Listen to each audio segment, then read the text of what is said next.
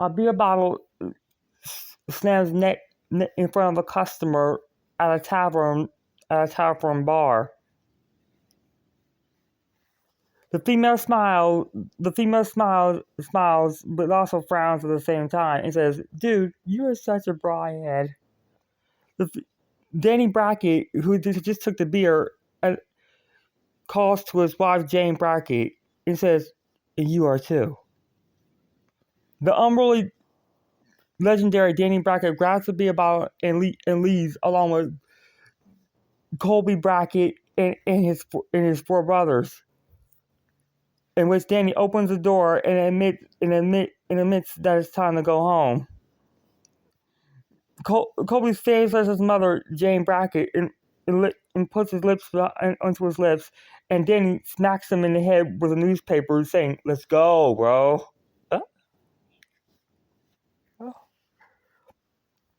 Colby is forced out the main door along with his 3 brothers, Bradley Brackett, Dennis Brackett, and the unruly 4th brother. Then he signals Jane to lock up the restaurant. Jane says, "Okay, gotcha." Then he closes the door behind him. And Jane Brackett immediately looks forward at the main door they had just exited and walks around the counter and locks the door, locking herself inside.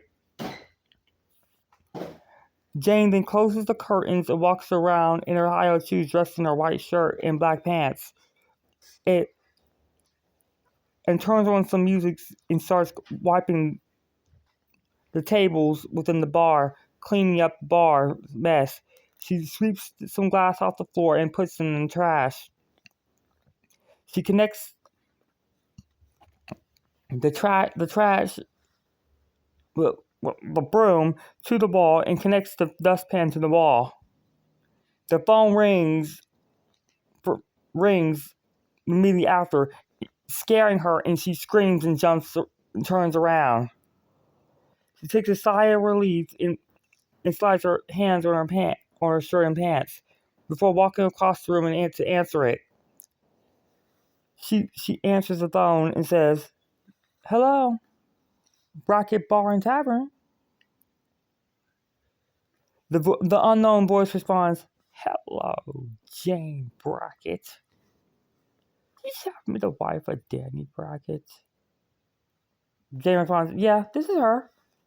She walks around with the phone in hand and puts a knife into a cabinet drawer, but grabs another knife and starts playing with it within the cutting board.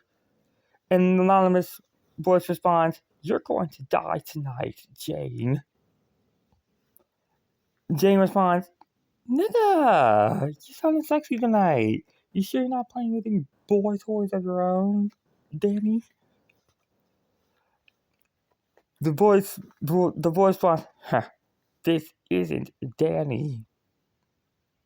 Jane opens her refrigerator door and grabs a beer in the refrigerator and closes it, using her foot to close the main freezer door. She then puts the beer bottle on the beer counter and opens it with a corkscrew.